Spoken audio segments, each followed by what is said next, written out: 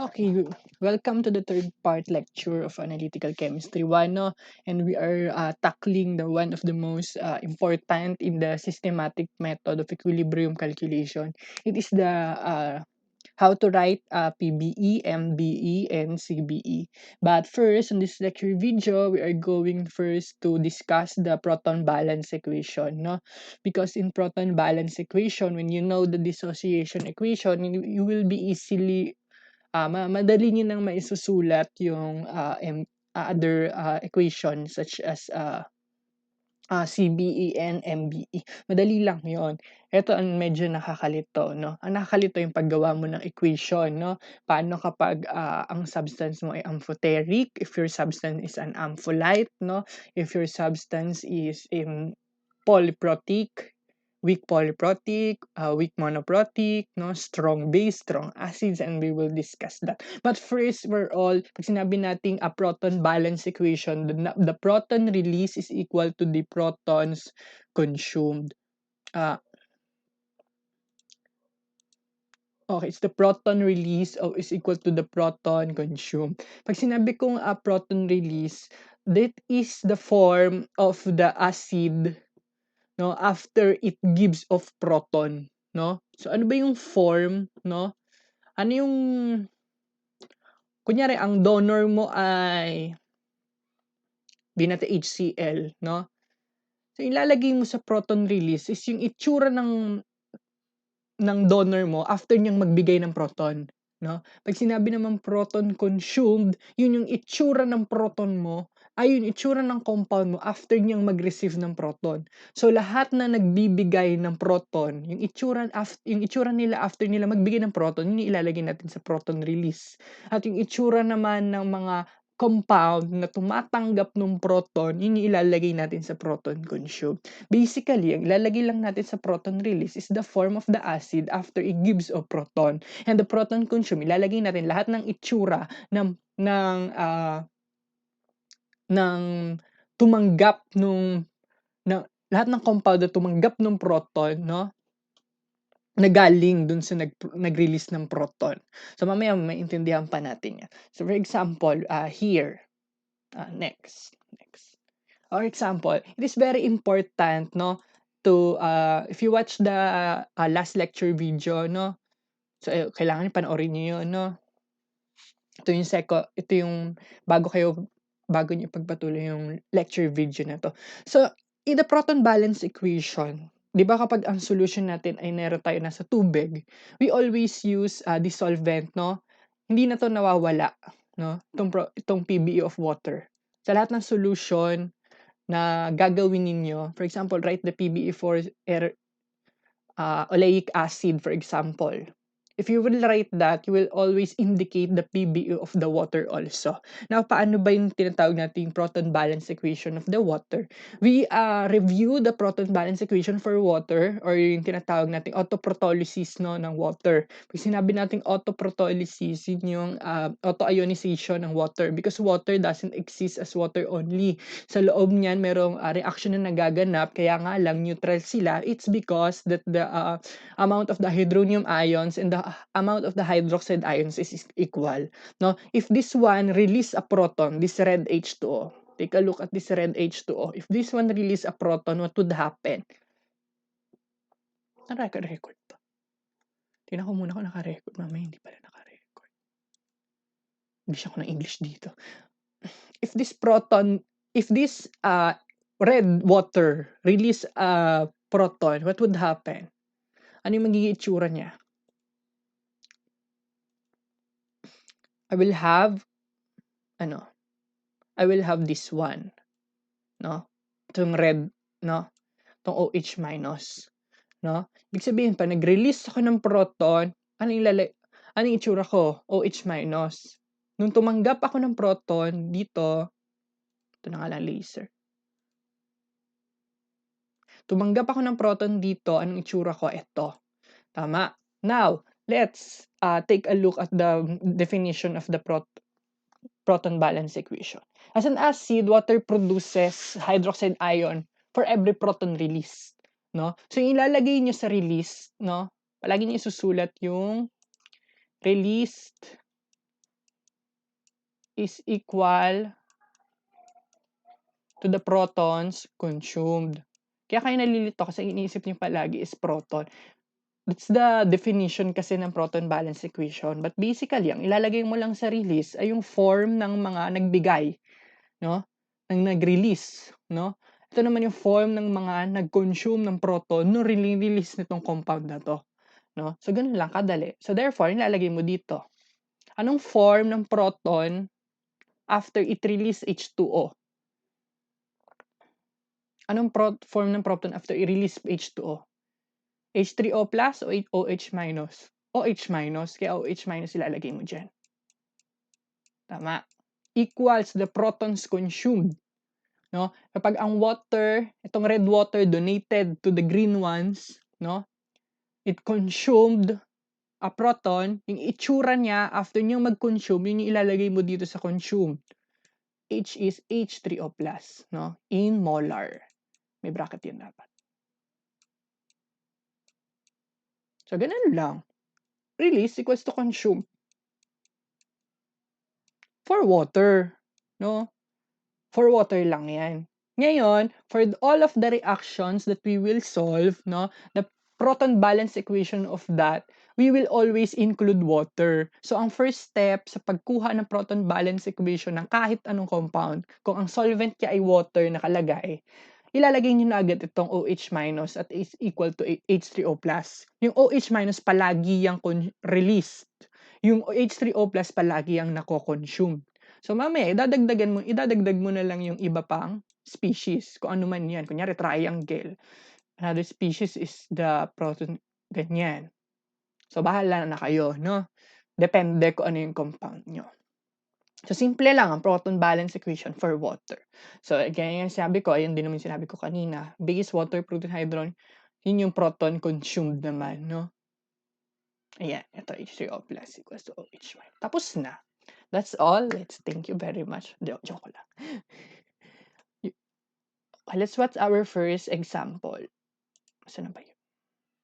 Ay.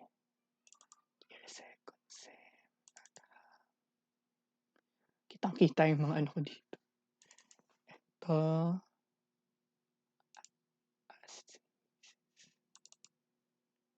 Ayan. Okay, let's start. So in this lecture video, we are going to watch first, no, the proton balance equation of acids, strong acids and bases.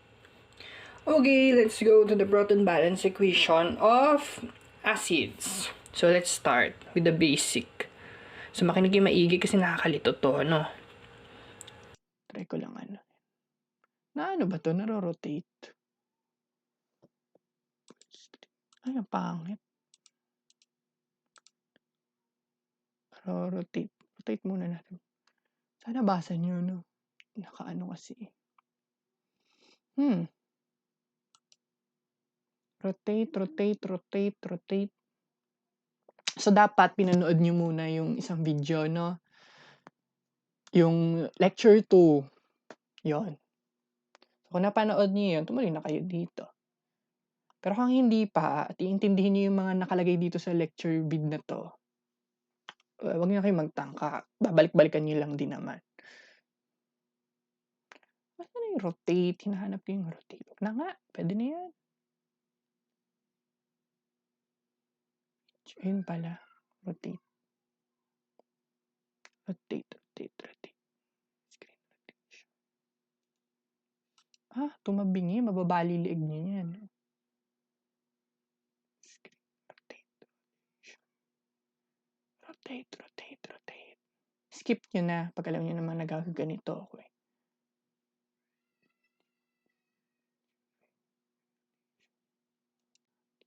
Ayan na. Start. So, for example, acid HCl. Okay, tinatanong sa inyo.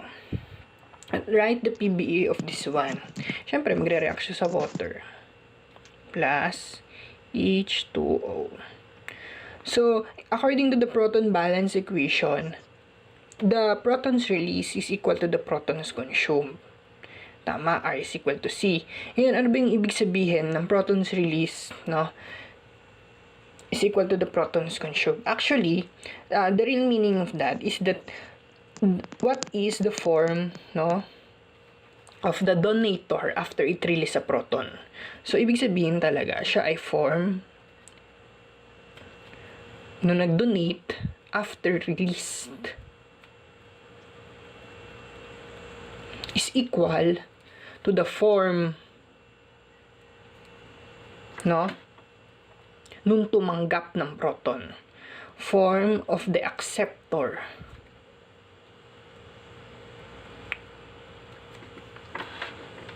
Ito yung tinatawag na release, ito yung tinatawag na consumed. No? Kasi ibig sabihin, yung na-release na proton, yung form nun, yung form niya, after niya magbigay ng proton, ito yung ilalagay ko sa left side. That's the convention. Depende sa convention niyo, no? Pwede naman dito nasa kabila siya, tapos nandito naman yung form ng acceptor. Now, what is the form of the acceptor nung tinanggap niya yung proton? Dito niyo siya ilalagay sa right side. So, that's our convention for today. But the convention will depend on your professor, no? Pwedeng consume is equal to release. Pwede rin naman yun kasi quality sign naman yan. Okay, let's start with the acid HCl plus H2O. What will happen? Since this is acid, no, according to the Bronsted-Lowry definition, an acid will donate a proton. So, ano mangyayari? I would have,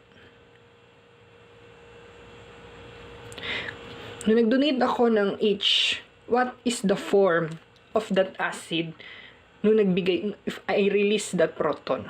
After I release that proton, what is my form? Nung nagbigay ako ng proton dito, ano yung magiging itsura ko? Yung itsura ko nung nagbigay ako ng proton ay Cl- na lang. Tama? Therefore, this is the form after released. Next. What is the form, no, nung tumanggap? Ano naging itsura nung tumanggap siya ng proton, no, o ng kayamanan? Ano naging itsura niya? So, nadagdagan siya ng H. Therefore, this is the proton consumed. Now, tapos na ba tayo? The question is not, no? Because, sabi ko kanina, palagi niyong idadagdag yung diniscuss nating autoprotolysis of the water. Kasi sa water siya nangyayari. Di ba ang water, hindi lang naman siya talaga basta water. No? That, the equation, yung diniscuss natin kanina, kaya siya naging neutral. It's because that the amount of the hydronium ions or the protons that is consumed is equal to the amount of the hydroxide ions that is released dun sa reaction ng dalawang mole ng H2O. Tama? So, the released is the consumed is equal to released ng OH-. So, sa proton balance equation, palagi niyong isasama itong autoprotolysis of water, autoionization of water.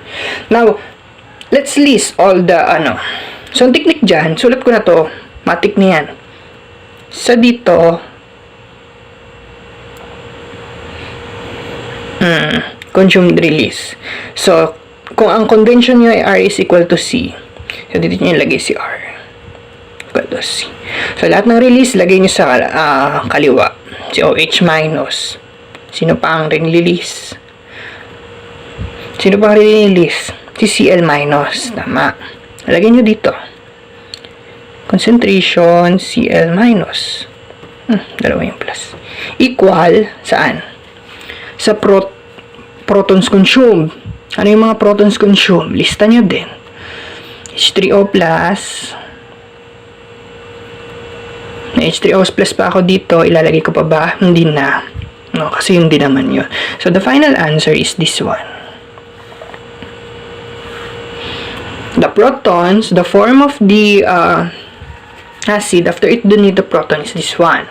Ito, galing to saan? Sa autoprotolysis of the water. Nung ang H2O, nagbigay ng proton dun sa isa pang H2O, yung form niya ay OH-. Ngayon, ito naman yung tinatawag natin tumanggap. No? Kasi ito yung tumanggap. Ito yung form niya nung tumanggap. No? So, that's all. Next, base. Ito, strong to, ha? Strong. Now, paano naman kapag base? Okay, let's try. Example, sodium hydroxide. Plus H2O.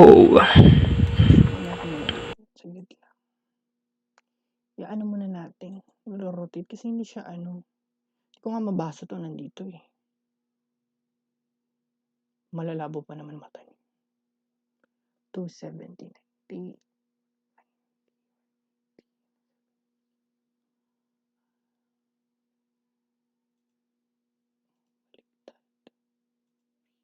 Diba? Mas nababasa niyo. Hindi yung ganito. In rotation. Ay, yun na pala yun. Ba yan?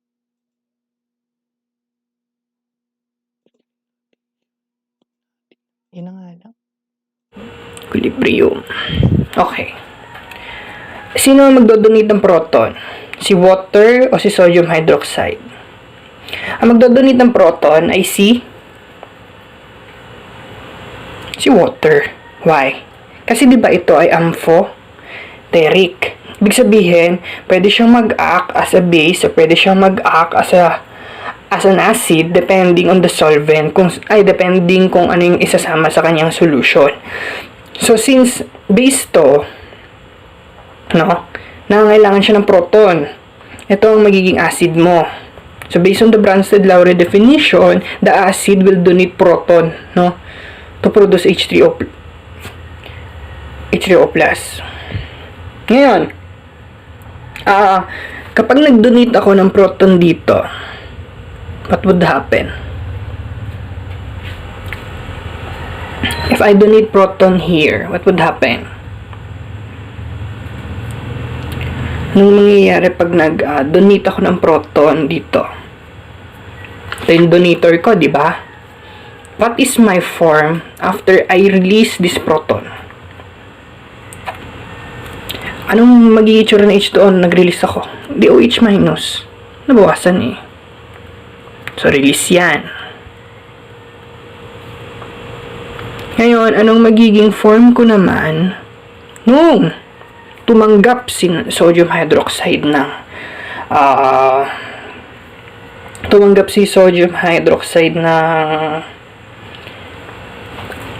proton dito? Anong magiging itsura?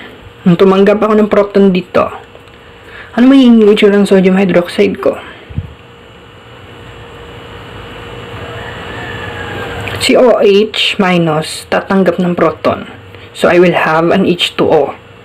Since liquid siya, H2O, hindi mo na siya isusulat, no? Ano na lang matitira dito? Naging H2O na to eh. Ano na natitira ko? Sodium na lang. So, ibig sabihin, nung tumanggap ako ng ayuda, no? This is my proton, my form of the compound when I receive a proton. So, ito yung consumed. No? So, isilista ulit natin. R is equal to C. Ayan ang convention, ha? Now, lagi natin ilalagay yung autoprotolysis of the water, which is this one. OH minus, matik na yan, is equal to H3O plus. Question. Ano na ilalagay natin dito? So, the release one, lalagay ko pa ba siya dito? Hindi na. Check ko na lang, ano na ilalagay ko? Ito na lang. Sodium. So, consume. Tadaan! Sodium plus. So, this is my proton balance equation. Dali lang, di ba? Gets? Next. Paano naman kung weak acid? Paano kung weak na tapos monoprotic pa? Ano pag sinabing monoprotic? 1. So, tell. Gets? So, this is my ito na lang. Equation. Weak acid. Paano kung weak na tapos monoprotic pa? Ano pag sinabing monoprotic, isa lang yung kaya niyang i-donate. Madali lang yon, no? So, for example, we have, ano bang example ng weak acid? Hanap ako dito. HCl plus H2O.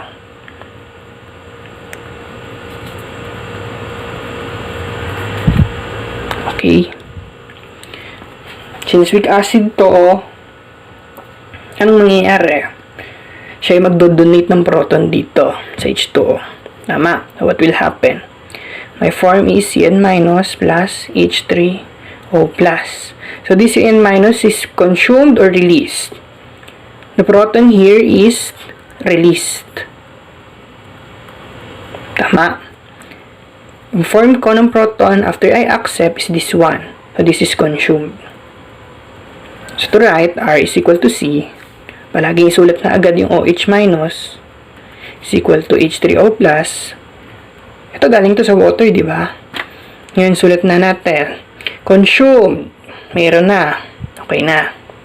Released. Released. Wala pa. Dagdag natin. So, this is my PB. Gets nyo?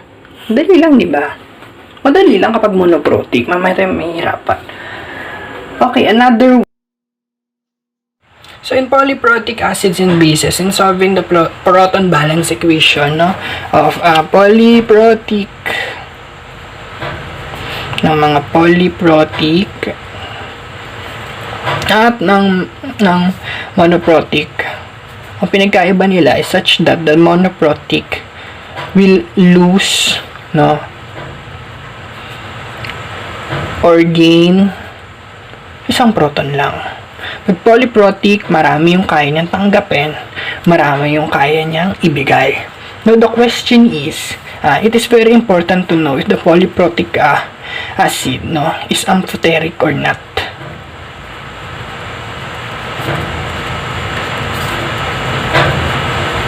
Kapag amphoteric species ang makukuha mo, it has the tendency to accept or donate a proton. Kapag not amphoteric, kung ano yung role niya, kung for example, base siya, kung base ang role niya, magdodonate na lang, ay mag-accept lang siya ng tama ba? Mag-accept lang siya ng proton. Kapag acid ang role niya, magdodonate lang siya ng proton. So, ang role niya is acceptor at donator. Kung base siya, mag-accept lang siya. Kung acid siya, magdo-donate lang siya. Kapag amphoteric, it's such that if the substance is amphoteric, doble karang role niya. Whether it's an acid or base, it will accept or donate a proton. Ito kasi isa lang ang role niya. Kapag base, mag-accept lang. Ito kapag acid, magdo-donate lang. Yun ang rule ko. However, dito, ang rule ko is dalawa. I can able to accept or I can be able to donate a proton. The question is, how can we determine if the substance is an amphoteric? First of all, for example, we have H3PO4 minus.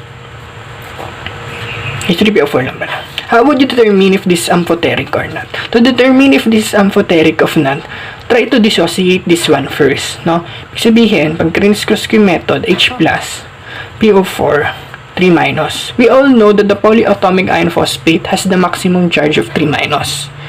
Ngayon, kung yung maximum charge niya ay nandito, kung ang maximum charge ng polyatomic iron na yan ay 3 minus, therefore, ang maximum na hydrogen ko dapat ay 3. Kung yan yung kung na-meet ng maximum hydrogen, yung maximum amount ng polyatomic ion, this is not amphoteric. Yan, paano malalaman kung ano pa yung not amphoteric? Pag ito, not amphoteric, anong sabi ko? Kung not amphoteric siya, at ito ay acid, ang role niya ay mag-donate na lang na mag-donate. Therefore, it will only donate na, hindi na siya tatanggap. Kasi pag tumanggap siya, magiging H4PO4 minus, which is wala namang ganon. So, pag nag-donate ako, magiging H2, magiging H, magiging wala na. PO4 na lang. Now, for the charge, PO4. So, kung walang charge to, nabawasan ako ng proton, magiging negative, magiging negative 2, magiging 3 minus. Na-meet ko ito dito. Tama? This top, this bottom,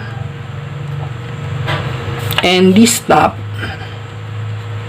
or what we call the not amphoteric species or non-amphiphrotic. Basta pares lang din naman yun. No? Kaya lamang, etong dalawang to, ito yung tinatawag nating mga amphoteric. Meaning to say, kung ito ang binigay sa akin, I am able to lose a proton here, no? Para maging ganito, and I am able to accept a proton para maging ganito at para maging H3PO4. Kung ito naman binigay sa atin H3PO4, I can be able to accept a proton to become this one. I can be able to lose a proton to become this one and to become this one. So, 2 steps bago siya makarating dito. Now, we will solve the proton balance equation of these ones, no? For example, we have H2S. We have to determine whether this species is amphoteric or not. Now, paano natin malalaman kung amphoteric ba or not?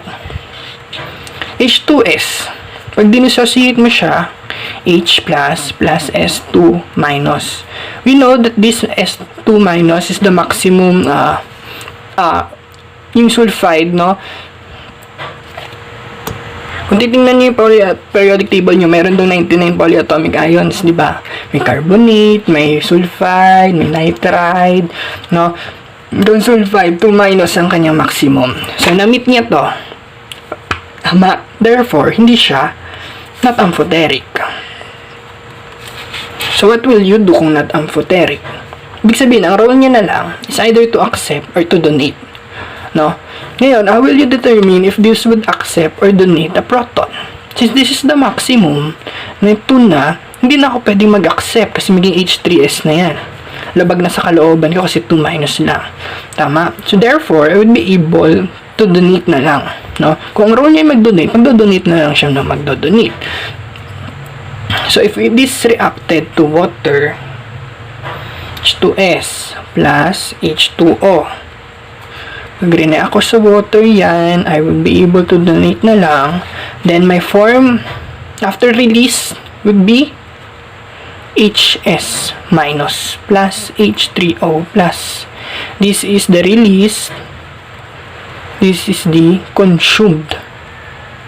No? Ito yung itsura nung umalis yung proton sa akin. Ano yung itsura nung iniwan ako? Ito yun. Ano yung itsura nung may dumating sa akin iba? Ito yun. HS minus will donate another proton. No? Okay, magdalawang isip kasi ang role niya lang ay mag-donate. Donate.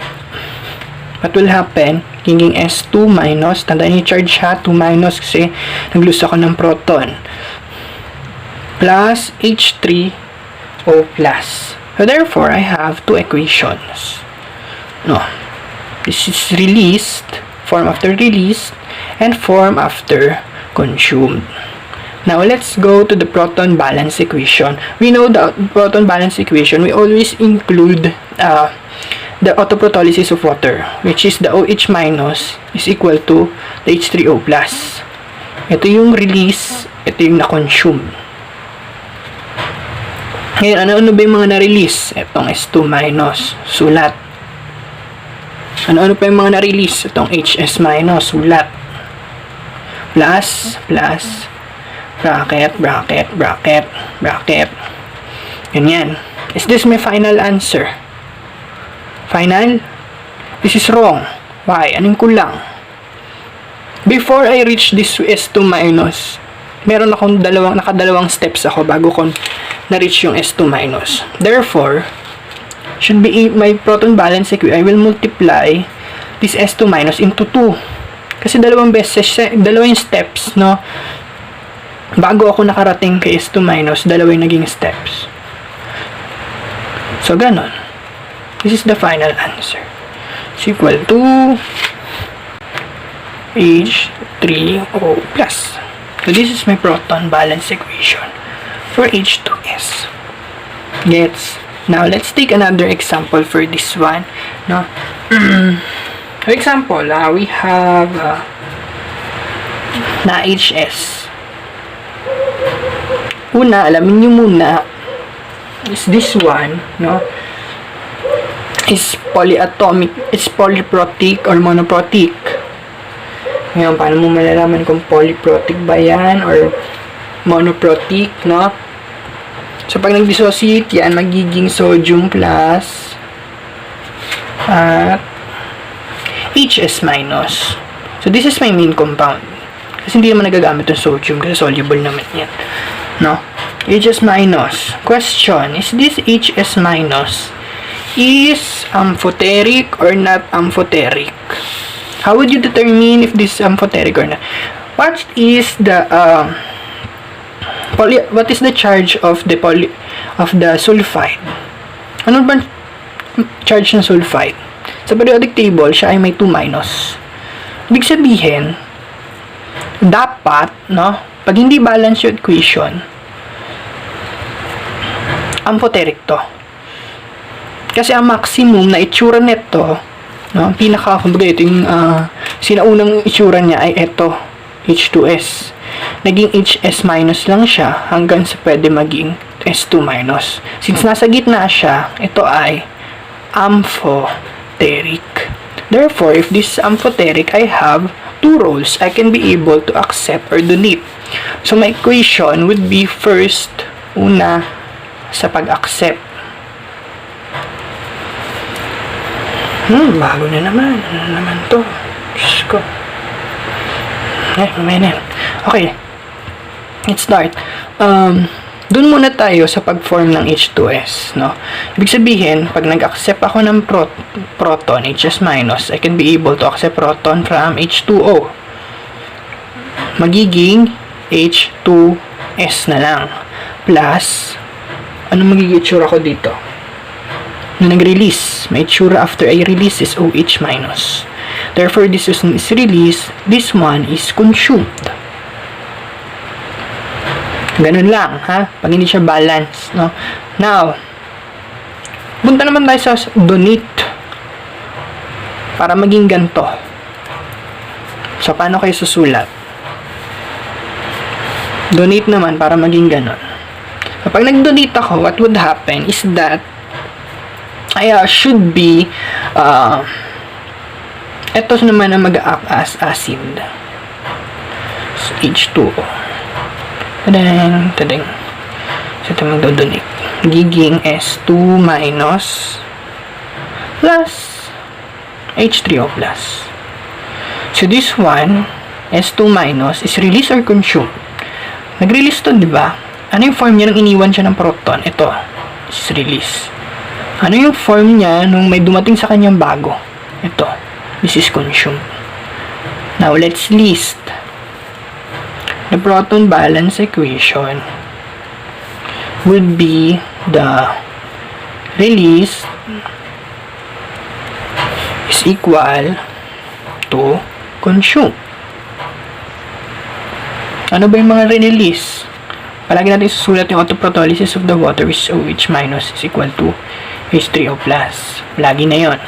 So, ano yung mga na-release? Ito, S2 minus. So, we will write this here.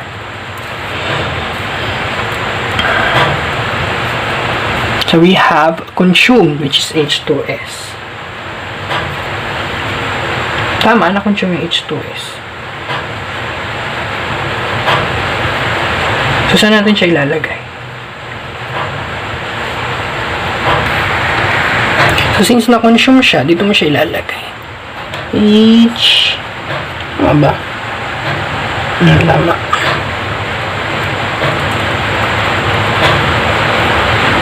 Yan. Na-release. Ito. Tama. Tama. Ngayon, paano yung sa coefficient? What is my product here? Isang step lang, di ba? Isang step lang din. So, huwag ka na maglagay. Hindi katulad dito. Doon sa nauna kasi, bago ako makarating dito, nakadalawang step ako. Eto, bago ako makarating dito, isang step lang. Bago ako makarating dito, isang step lang. So, this is my proton balance equation. So, take a look at this one, no? In this reaction, we have tawag doon, meron tayong 2 roles, no? Ibig sabihin, it would be able to accept and donate. Yung kung hanggang saan siya mag-a-accept is the maximum amount, no, na kaya niyang i-hold no? Kaya nito HS minus. Kung hanggang saan siya mag-a-accept, dire-diretso nyo, no? Mag-accept siya na mag-accept hanggang sa maximum na kaya niya, no? Kapag hindi pa maximum, huwag kayong tumigil, dire-diretso lang. Now, if indonate, no, yung donor mo, kung hanggang saan yung pinakamababa niya, no, ito yung maximum value niya huwag kayong hihinto. Since ito naman yung pinakamababa niya, dito na kayo i-stop, no? But here, look at here, tingnan to, no? Ito din naman yung pinakamataas niya, dito ka na mag-i-stop. Just like here, ang pinagkaiba lang nito H2S dito sa taas, ayan, tingnan nyo, cursor ko, no? Tingnan nyo maigi na itong H2S such that ang maximum na kaya niyang i-release ay ito. Isa lang ang role niya because this is not amphoteric. Therefore, kung ang role niya ay kung acid siya, magdodonate lang siya na magdodonate, no? Hindi ka na magdadalawang isip na itong HS minus ay mag-a-accept pa ng proton, no? Huwag ka manong dalawang isip ng ganon. Kasi matik kapag yung not amphoteric ka, kung ang role mo ay bida, bida ka na hanggang sa dulo. Kung ang role mo ay kontrabida, kontrabida ka na hanggang sa dulo. Unlike here, no? Since dalawang role mo, i-fulfill mo muna yung role ng pagiging bida, no? Ng pag-accept. Fulfill mo, pagkatapos mo nun, ma-fulfill yung role ng pag-accept, the next step is to donate naman, no? Fulfill mo yung role ng pagdodonate such that makarating ka sa maximum point na yon, no? Ng pinaka-lowest at pinaka-highest. So, sana kita nyo yung cursor kung may cursor man. So, yun. Step lang din. So, huwag ka na maglagay. Hindi katulad dito. Doon sa nauna kasi, bago ako makarating dito, nakadalawang step ako. Ito ba? Okay, next video. Now, let's proceed to a more challenging problem. For example, we have an amino acid na binigay sa atin. Then, we are asked to determine the... Now, for us to determine the number of protons na i-accept, di ba? Sabi ko, panoorin nyo yung pangalawang video. Pag napanood nyo, yung dami ng KB niya, ganun yung kadami yung, kung gano'ng kadaming KB, ganun kadami yung proton na kaya niyang i-accept kapag base, no? Yung dami ng KB na bibilang sa number ng lone pair, no? Ng basic group sa Lewis structure, kaya dapat alam niyo yun. Ngayon, kapag acidic naman, yung number ng proton na kaya niyang ibigay will be defined by its Ka. Kung ilan ang Ka niya, yun yung number ng kaya niyang ibigay na proton. And yung bibigay niyo lang ng proton ay yung kabigay-bigay, no? Yung hydrogen atoms which is acidic, no? Kapag nakadikit sa carbon yan, hindi yan acidic, no? Kapag sa tingin, tatantyahin niyo na rin yung Lewis structure. Kung pag tinanggal ko ba yon, sobrang magiging unstable yung compound ko, ganun, no? But kadalasan, yun yung mga katabi ng O, katabi ng N, no? Mga ganon. So, let's start by this. So, determine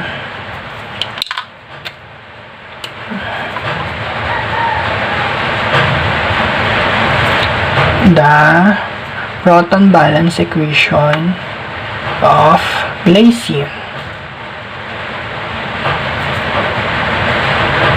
Makinig maigi ha. For example, we are asked to determine the proton balance equation of this one. Now, paano natin malalaman yung proton balance equation nito? No? For example, this type of problem is what we call, alamin natin kung siya ba ay amphoteric, siya ba ay polyprotic, no? Or siya ba ay ampholyte, no? So, pinakita ko naman sa inyo kanina yung concept map kung paano. However, this problem is ampholyte, no? Ibig sabihin, it contains sweeter ions, no? Ibig sabihin, may species siya na nasa loob niya, pwede siya mag-donate at pwede siyang mag-accept ng proton. So, ano ba itsura ng glycine? So, glycine is N, tapos, meron akong H dito, meron akong H dito, then I have C here, then H here, H here, then I have C here, I have O, then I have OH. No, okay, so switch yung maigi. Now, these Lewis structure, no? Tapos pinapasulit sa inyo yung proton balance equation nito. Kunyari lang sa problem, ganito. No? It's such that this compound contains a lone pair, no? Ito yung base, no? At pwede naman siyang mag-release ng proton, itong OH. No? Itong H. Ito yung acidic hydrogen. So, ibig sabihin, sa compound na yon, tawag dito ay bitter ions. Ibig sabihin, yung compound na yon contains the basic and the acidic group, no, sa compound na yan. Now, how will we be able to solve the proton balance equation of this one? Now, to solve the proton balance equation of this type of amino acid, we need to its chemical formula. So, if you will search the chemical formula, since N, meron tayong N, write the chemical formula. So, N, meron akong dalawang H2. Tapos, kumabit na C. Ipaparamdam na yung organic, no? Tapos, C. Isang COO. H. Tama. Tapos, pupinsama mo, H2N, CH2, COOH. No? So, ganyan. Diba, sakit sa ulo? So, pag itong binigay sa inyo, halimbawa, ganyan. So, we'll write its dissociation constant. Since ito ay amphoteric, diba? Amphoteric ba to? Amphoteric na. Kasi diba amphoteric? Pwedeng ampholyte at amphiprotic. Yung binabanggit ko kanina pala, amphiprotic yun. Ito yung can act as acid or base. Tama. Depending on the solvent.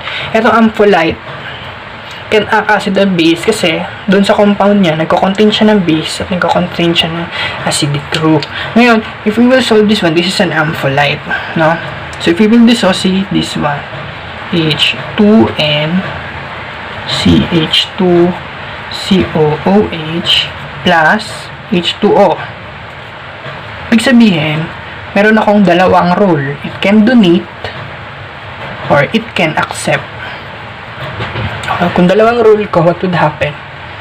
I would be able to donate and accept this one, no? So, pag dinonate ko yan, magdodonate ako. What would happen? I would produce H2N, kopya lang, CH2, COO. What would happen to the charge? Minus, plus, H3O plus. Then another one.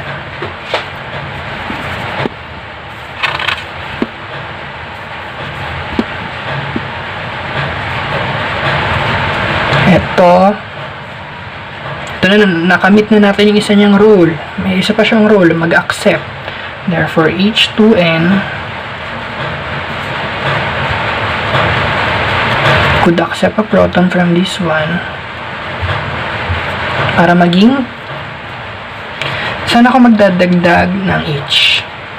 Saan ba ako may lone pair? Dito. Therefore, dito ako magdadagdag. Tama, magiging H3N.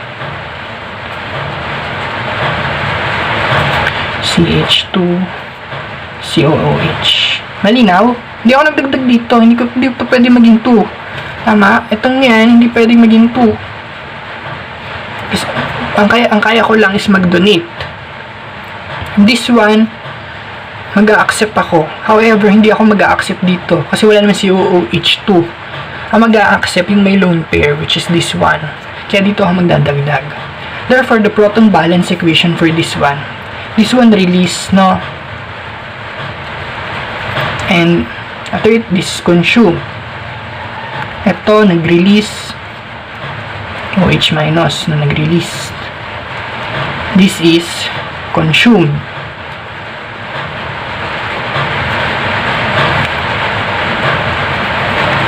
If I will write the proton balance equation of this one, we should be able to write plus pala dito.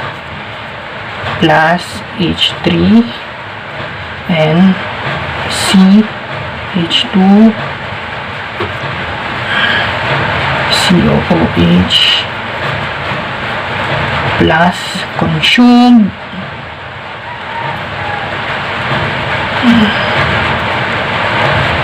equals sa released.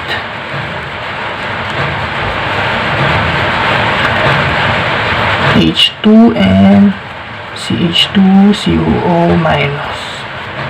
Ay, baliktad pala, no? Pero pwede rin naman yung equality pa rin naman. So, ayan. So, this is the PB.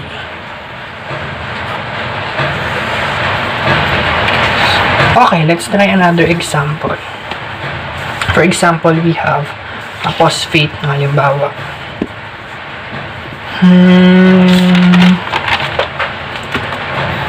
Medyo mahirap-hirap. Hanap ako.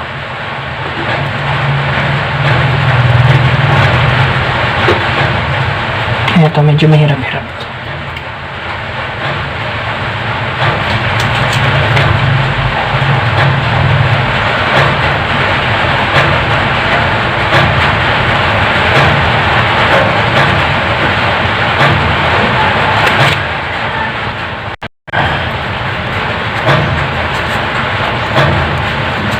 Paano mo isusulat yung proton balance equation? Right? PBE. First, dissociate mo muna. Pag na-dissociate yan, anong magiging itsura? Sodium plus, tsaka HPO4. However, may sign of this one, no?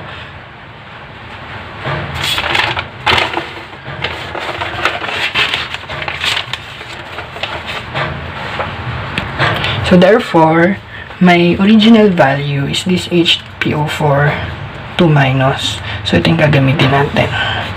Ngayon, let's dissect kung ito ba ay amphoteric or not, no? So, to determine if this amphoteric or not, ito yung rule natin. Pag amphoteric, it can accept or donate, no? HPO4 2 minus. Ito pala may-drawing na ako. Ayan. HPO4 2 minus. Sa gitna. Ibig sabihin, no? Dito natin isulat yung PBE ng H2PO4. Ay. Tama ba yun? HPO4 lang pala. HPO4.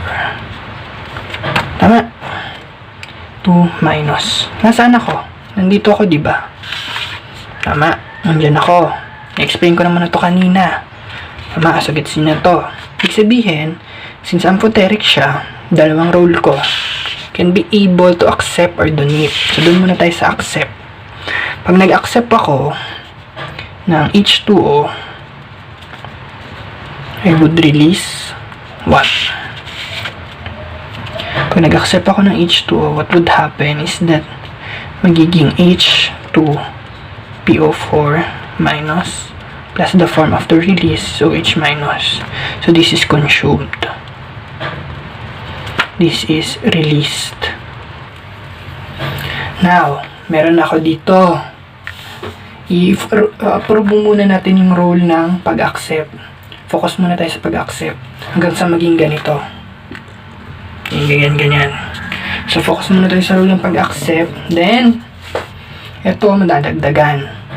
H2PO4 minus plus H2O would yield to H3PO4 plus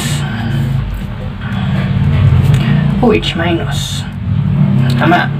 So, ito yung final product ko dito. Yan ay rule kapag accept. Question.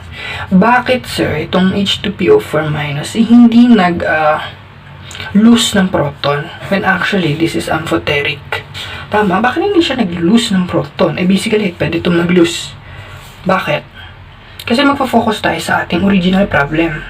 Kung original problem ay amphoteric, No? It has two roles. Huwag mong papansinin yung ibang species. Kung ano yung role niya dito sa umpisa, ayun na yung role niya hanggang sa dulo. Accept. However, may isa pa siyang role which is donate. Huwag yung bibigyan to ng role.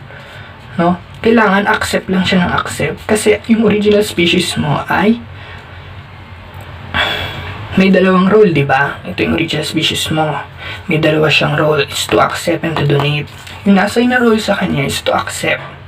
So, ibig sabihin, lahat ng species mo dito, mag-a-accept lang na mag-a-accept. Dito naman, lahat ng species mo, magdo-donate lang na magdo-donate.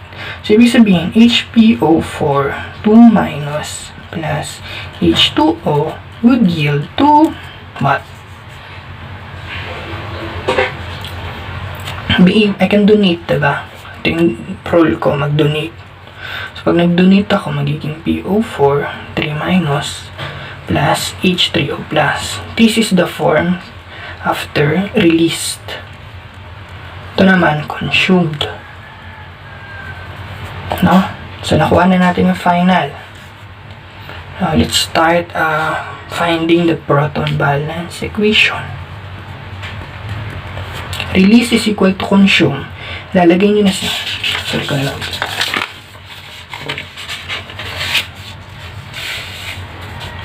Ilalagay nyo na sa release is equal to consume. Lalagay OH dito. Lalagay H3O plus. Kanina nagkabaliktad, no? Sa kanina. Basta nagkabaliktad kanina. Pero ganun din naman yun. Equal sign lang yan. Depende sa convention nyo. So, release is equal to consume.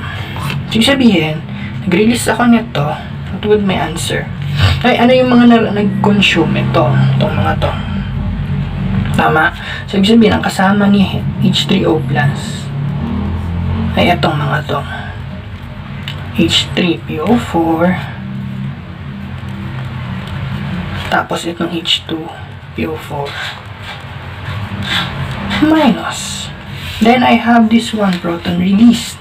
Lalagay ko siya dito together with OH minus. Kasi palagi naman meron yan dyan. Tapos, PO4 3 minus. Now, to know the coefficients, ilan ang steps bago to nakamit? Isa lang. Kasi isa lang yung rule niya, di ba? Isang beses lang siya nag-donate. So, this is 1. Now, how would I determine if the number of these 1? Gano'ng kadaming coefficient? Bago siya naging ganyan, nakailang steps siya? Isa lang din. So, 1 lang din. Itong H3PO4, bago siya naging ganyan, nakailang steps siya? Nakadalawa. Therefore, I would be right to here. So, this is the proton balancing. So, nabasa nyo. So, yun lang. That's it. I hope you understand now. Alam nyo kung ang guys. So, that's the proton balance equation, no? So, kailangan marunong lang kayong magsulat ng equation for the proton balance. Ay, pag marunong lang kayo magsulat ng dissociation equation, you can write also the PBE na, no? Same goes by the concept with the mass balance equation. So, i-discuss na rin natin. The charge balance equation, no? And the mass balance equation. Same concept lang din naman. Kaya lang, iba lang yung linalagay mo sa equation. No? With buffers.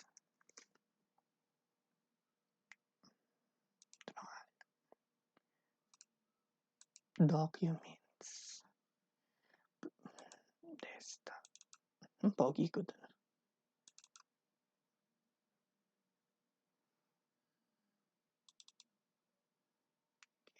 Ay, iba pala to. Documents.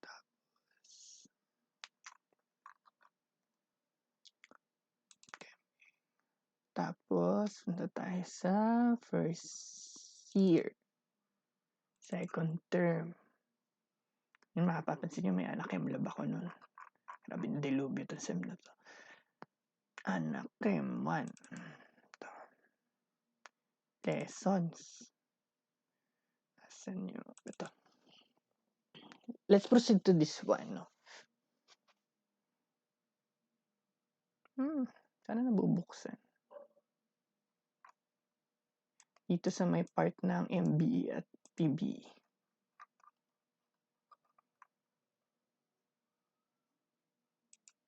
Okay. When we say mass balance equation, no, sinasabi lang nun yung mass ng uh, no, the analytical concentration of an acid base, no, is equal to the sum of the concentration of the protonated and unprotonated. So yung mass na analyte natin, equal lang yun sa mass ng concentration nitong mga to, ng kanyang species. So for example, I have this one, no, tao, no.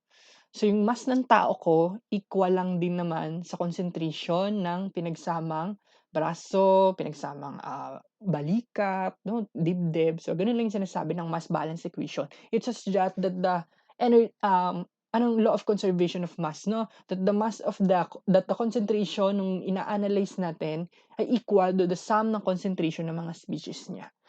So ilalagay lang natin dito yung gusto nating malaman na concentration in MB and PBE kadalasan given to. So yun, mabibigay na natin. Next is this one, no? So kung mapapansin nyo na yung dissociation equation for this one is also same if you will try to solve, no? Same with the proton balance equation. It is such that the MBE here, no, ang ilalagay mo dito ay kung ano yung hinahanap mo. For example, ang hinahanap mo ay HCl. Therefore, kung 0.5 na HCl ka, ito yung ilalagay mo sa analyte, no? Then sum ng species niya. Kung ito naman H2CO3, 0.5 m, lalagay mo dito kasi ito yung analyte mo, concentration analyte, equal daw sa concentration ng sum of the species. No? Maintindihan. So same here, if you have 0.5 H2 phosphoric acid, we have 0.5 molar here, no? However, this zero point 0.5 molar is equal to the sum of the species na kapag siya ay dissociate. The same concept ang gagamitin kapag H2PO4 minus ang ginamit, no? This is amphoteric. However, ang tinatanong lang naman ng mass balance equation is the sum of the species.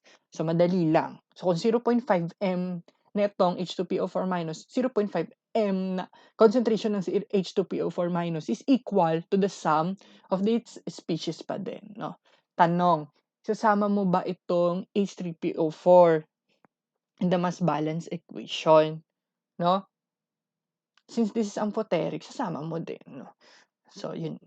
Ito, discuss na natin, proton balance. Yan. Next is the charge balance equation. So this equation would just tell you, no, that the sum of the charges here, all positive, is equal to the all of the negative charges here sa kabila, no? Yung dissociation equation, na kwento ko na sa di ba?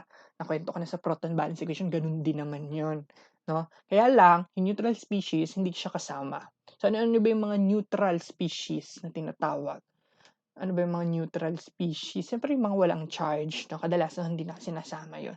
So for example is this one. Write the charge balance equation for 0.1 m solution of sodium bicarbonate. So from here, we know that we have, dissociate muna ito, no? Sodium and bicarbonate to sodium plus and bicarbonate. So, ang gagamitin natin ay HCO3 minus. But since this HCO3 minus is amphoteric, you try to solve muna, no? HCO3 minus plus water, no? Ito yung una niyang role. Screenshot ko nga ito. Para may ko. Yan. So, ang una niyang role here, kung mapapansin nyo, ito kapal-kapal natin.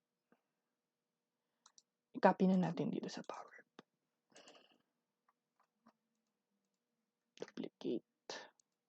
Paste. Para makakapagsulat ako. Kasi medyo mahaba ito.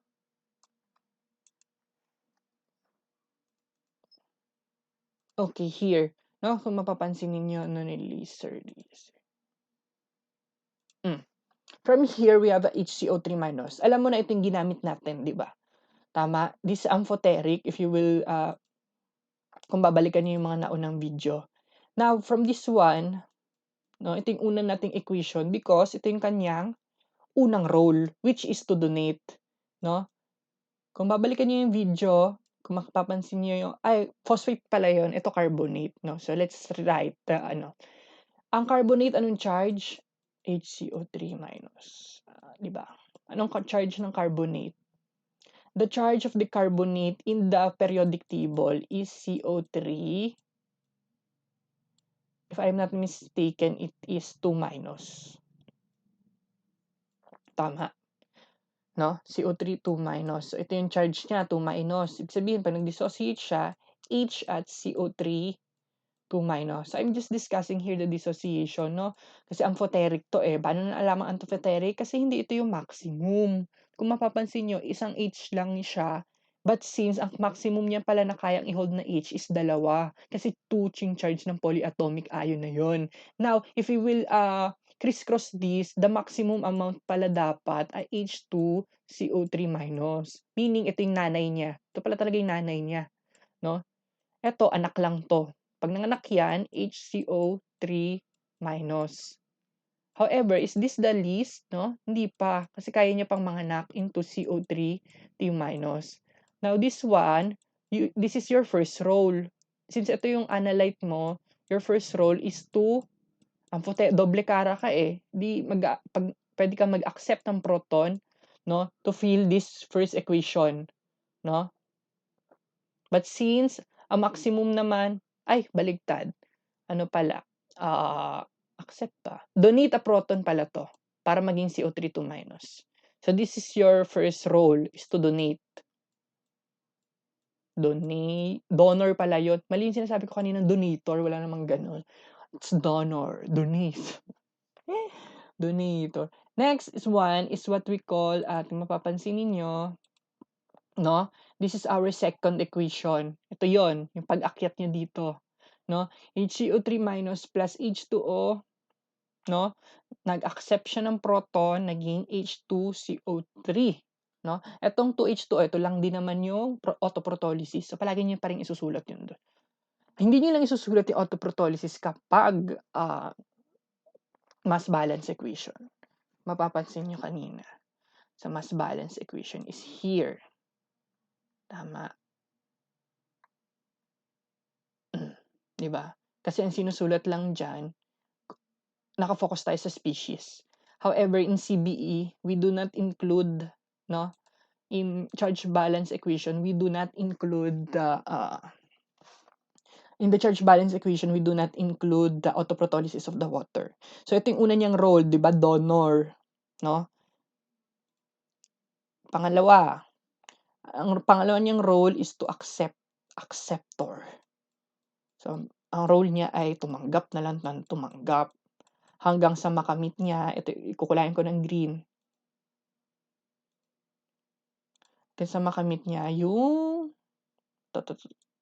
ay, mali pala. Hindi ko nakakita. Yan. Hanggang sa makamit niya to. Ay, ito pala. H2CO3. Kasi itong H2CO3, ibig sabihin, ito yung maximum na kaya niyang i-accept. Hindi na yan pwede maging H3CO3 kasi wala nang ganon. No? Ngayon, kapag wala pa siya sa maximum, huwag kayong titigil. No? Dire-diretso kayo hanggang sa ma-meet niyo yung maximum. Hanggang sa ma-meet niyo yung nanay. Now, on the other hand, from this, no? Hanggang sa ma-meet niyo yung nanay. So, this one, ang final value natin is CO3 2 minus, it's because yun na yung list niya, no, na kaya niyang ibigay, no. Yun yung kaya niyang hanggang dito na lang kaya niya. So that's it, no, the charge balance equation. So the charge balance equation, sum lamang ng lahat ng positive. Sasama mo ba H3O plus malamang equal sa OH minus, no.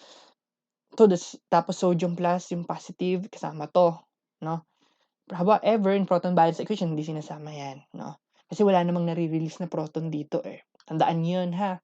Now, in here yun, ganon. CBE, H3PO4, you try this one, no? At home. At home? Nasa bahay na nga kayo.